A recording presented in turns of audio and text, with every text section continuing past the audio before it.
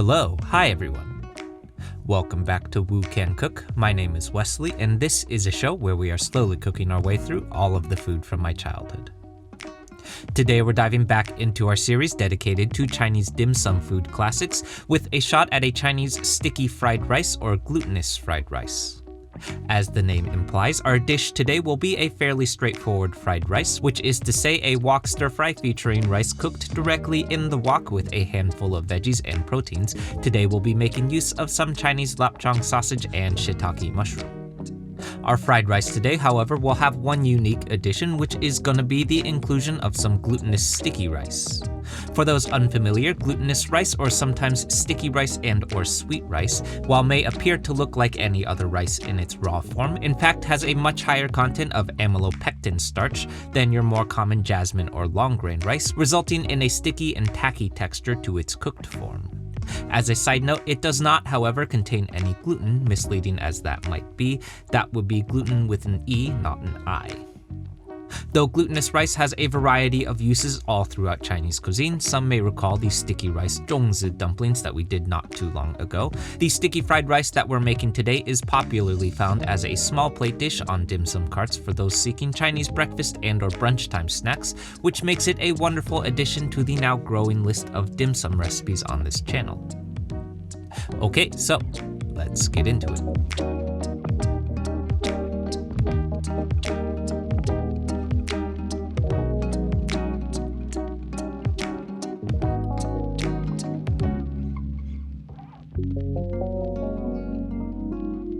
Okay, so kicking things off here first, I'm starting off with our aforementioned glutinous sticky rice, which cooks pretty much the same way as any other rice does, with one exception. Glutinous rice's iconic sticky and tacky texture comes from its starch content, which means that rinsing off the starch of the rice like we would do with a jasmine or long grain rice would be more or less counterproductive today. So this is 2 cups of glutinous rice going straight into my rice pot along with 1 cup of warm water. I'm also double checking this with my trusty grandma trick of making sure that the water level reaches my first knuckle when touching the surface of the rice with my pointer fingertip, like so. Next up, moving on to our veggies, we're starting off with some aromatic veggies to pair with our wok fry coming up. This is 4 cloves of crushed and minced garlic to start, followed by 1 inch or about 1 tablespoon of fine minced ginger.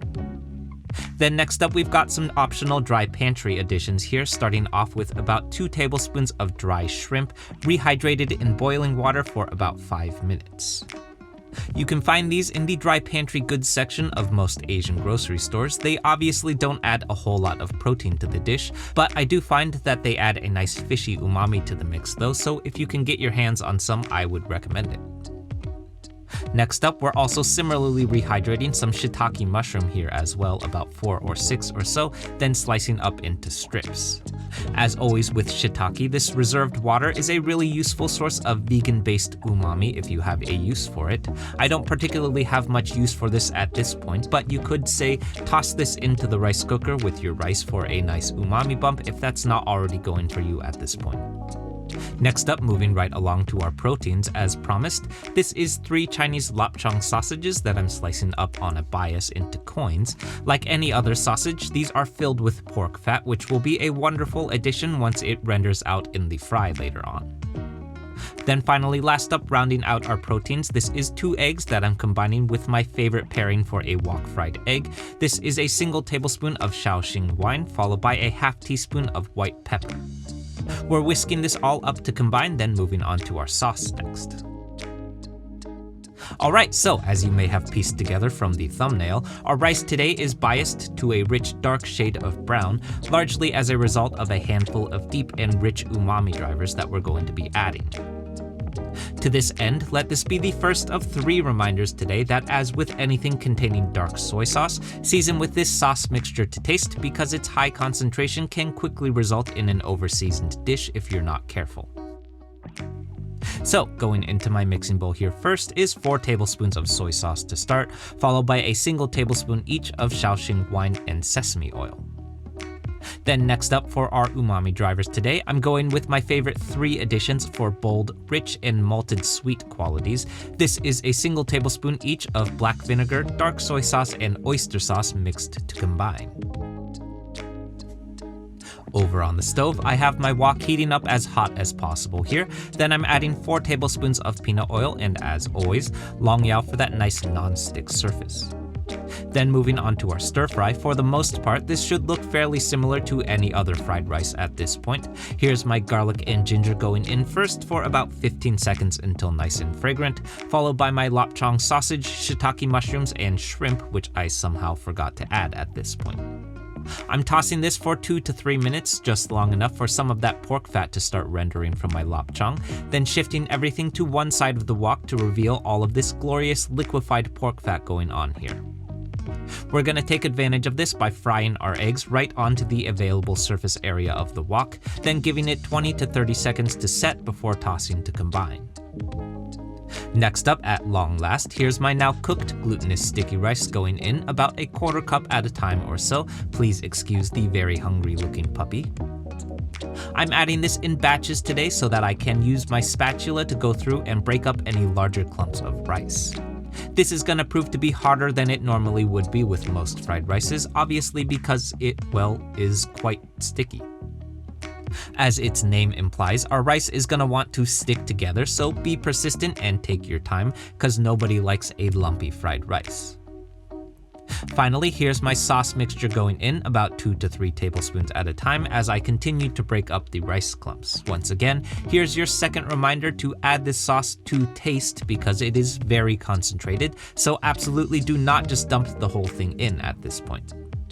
Finally, here's my shrimp going in, which I forgot to add earlier. Then I'm tossing this all to combine before removing from heat. Back over on the cutting board, we're gonna go with one of those dome-shaped platings that you'll frequently see in dim sum restaurants. I'm doing this by adding my rice to a rice bowl, then packing it in very tightly, placing my plate on top, giving it a flip, and we're finishing this all off with some cilantro to garnish, and we're ready to eat. Okay, so as the resident purveyor of fried rice at pretty much every brewery and bar in the city of Oakland, I think I now have cooked well beyond my 10,000th bowl of fried rice at this point, and I can honestly say that this is easily one of the more unique ones that I have created. Our Cheong is rich and flavorful and pairs really nicely with the softer chew of our shiitake mushroom. Then while it might look like a fairly minor addition, I do think that the umami derived from our dried shrimp plays a pretty big part in how this dish comes together, even if they do look pretty weird. Of course, the star of the show today is our glutinous sticky rice, which, as promised, has the tacky and sticky texture to it that I fondly remember from my childhood. And while I definitely think that the dark soy sauce, oyster sauce, and black vinegar are the source of our bold and rich umami qualities today, one final reminder to add this stuff to taste. I actually think it's the pork fat rendered from our Cheong that's the real secret ingredient here, because without it, I think our glutinous rice may have ended up a little bit too, well, sticky. The last bit that I'll mention today is for those that have had this dish before. When I was a kid, I most often remember eating this dish from a pantry-stable microwavable pouch, which, if that's your point of reference like me, as nostalgic as those are, this is gonna knock the socks off of those microwavable dinners. Okay, so that's it everyone. I hope you enjoyed this and I hope you give this one a shot. For those who are new to the channel, this one is part of a larger series dedicated to classic Chinese dim sum breakfast food, so definitely check out that series next if you haven't yet because there's a lot of these. For the Bay Area locals, the Wu Can Cook fried rice pop-up is now at Wonders Brewing in Emeryville every Thursday through Sunday, so come by and say hi if you can. More about that at wucancook.com/eats. As always, like, comment, subscribe, share, be nice interneters, and I'll see you soon.